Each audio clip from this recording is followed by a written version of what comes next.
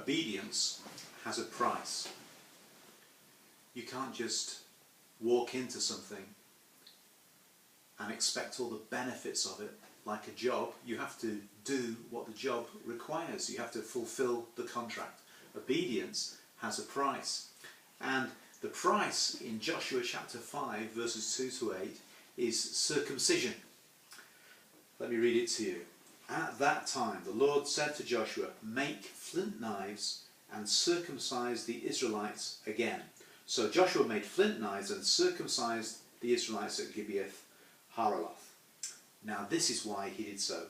All those who came out of Egypt, all the men of military age, died in the wilderness on the way after leaving Egypt.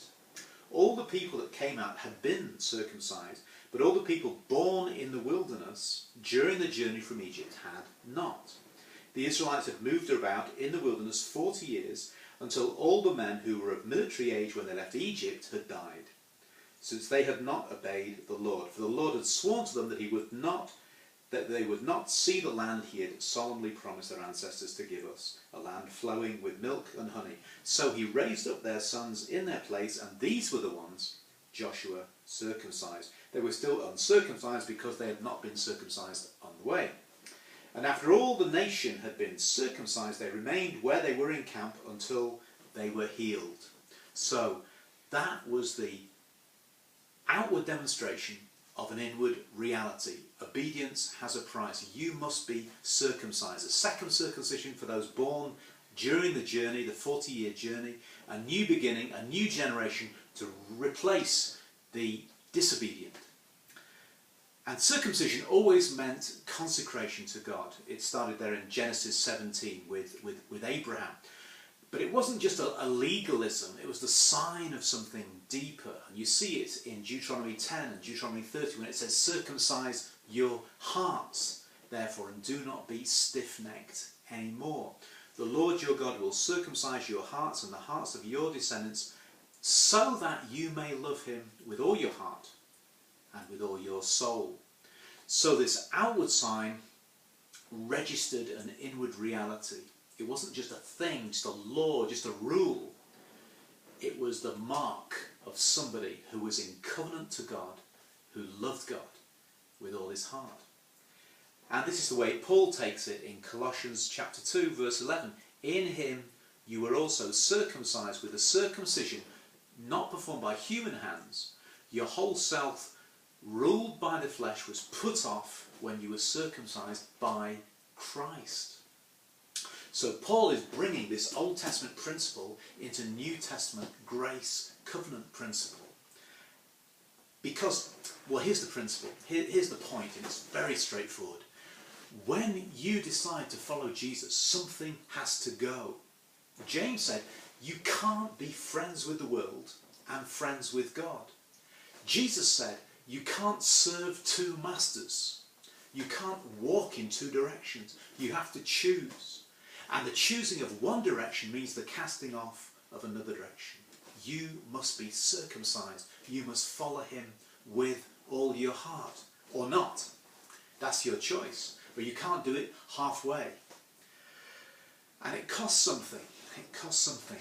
It costs something to be different, doesn't it? There's a saying that if you blend too much, you become bland. Now, we know how difficult it can be to be a Christian if you're in a factory. I remember working in this factory one time up in northern England, in Lancashire, and I walked into this factory, and somebody said, "What were you doing at the weekend?" I said, I was at church. And they said, "Oh, we've got one of your lot over there," and he pointed right across to the other side of the production line to this guy who looked up, smiled, and thought, "Oh." It costs something to say you're a Christian. It costs something. It means the denial of your own reputation and the taking on of Christ's reputation. That's circumcision.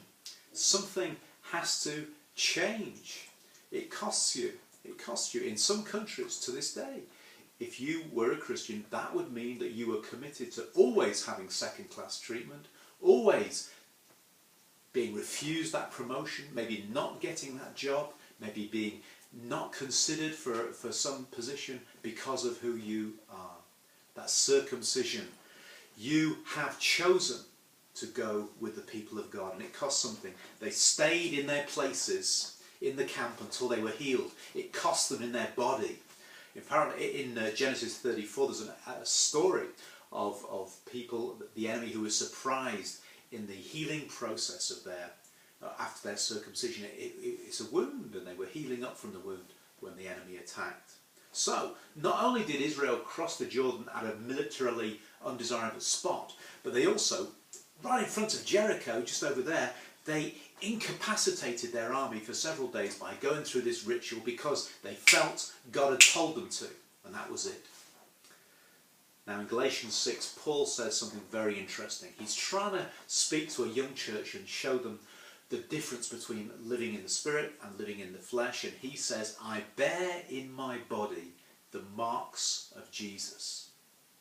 Now it could be that he was talking about a physical thing. He said on another occasion he'd be beaten and whipped, stoned, imprisoned. So maybe he had physical marks. But do you know, he was also definitely talking about the spiritual mark that's upon you. When you decide to follow Jesus, the mark of obedience is the circumcision of your heart. Some things have to go. You cannot be half a Christian. You cannot be half circumcised. You cannot be on the fence. It gets uncomfortable. Take it from me. May God put this word in your heart and my heart, and may we learn the mark of obedience, and then we'll experience the privilege, the blessing, the gifts, the benefits of obedience. God bless you.